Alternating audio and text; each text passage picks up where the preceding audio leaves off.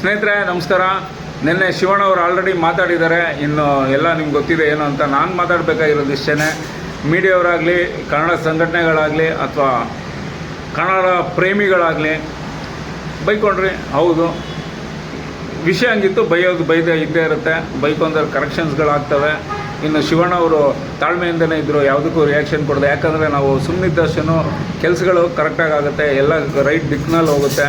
ಹಾಗೂ ಅವರು ಇನ್ನೊಂದು ಏನಕ್ಕೋಸ್ಕರ ಅವ್ರು ಸುಮ್ಮನಿದ್ರು ಅಂದರೆ, ನೀವೆಲ್ಲ ಅವರು ಅನಾರೋಗ್ಯ ಆದಾಗ ಎಲ್ಲ ಬೇಡ್ಕೊಂಡ್ರಿ, ಎಲ್ಲ ಅವ್ರು ಚೆನ್ನಾಗಾಗಿ ಬರಲಿ, ಒಳ್ಳೆ ಮನುಷ್ಯ ಇವರು ಅನ್ನೋ ರೀತಿಯಲ್ಲಿ ನೀವು ಅವ್ರನ್ನ ಗುಣಮುಖಾಗಿ ಬರಲಿ ಅಂತೇಳಿ ಬೇಡ್ಕೊಂಡ್ರಿ. ಮೀಡಿಯಾವರಾಗಲಿ ಅಥವಾ ಕನ್ನಡ ಸಂಘಟನೆಗಳಾಗಲಿ ಆ ಪ್ರೀತಿ ಅಭಿಮಾನ ಅವ್ರಲ್ಲಿ ಇದೆ ಅವ್ರಿಗೆ.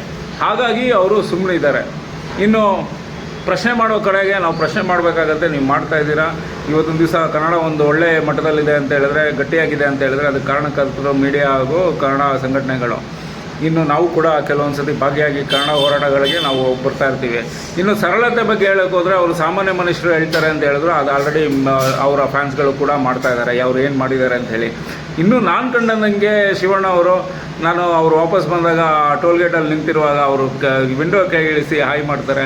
ಹಾಗೂ ನಾನು ಮಾಡಿದಂಥ ಮಂಟಪನ ಬಂದು ಖುದ್ದಾಗಿ ಅವರೇ ಬಂದು ಪುಷ್ಪಾರ್ಚನೆ ಮಾಡಿ ಹೋಗ್ತಾರೆ. ಸ್ವೀಟ್ ಮನುಷ್ಯರೇ, ಪ್ರೀತಿಯಿಂದ ಗೆಲ್ಲೋಣ ಎಲ್ಲರೂ.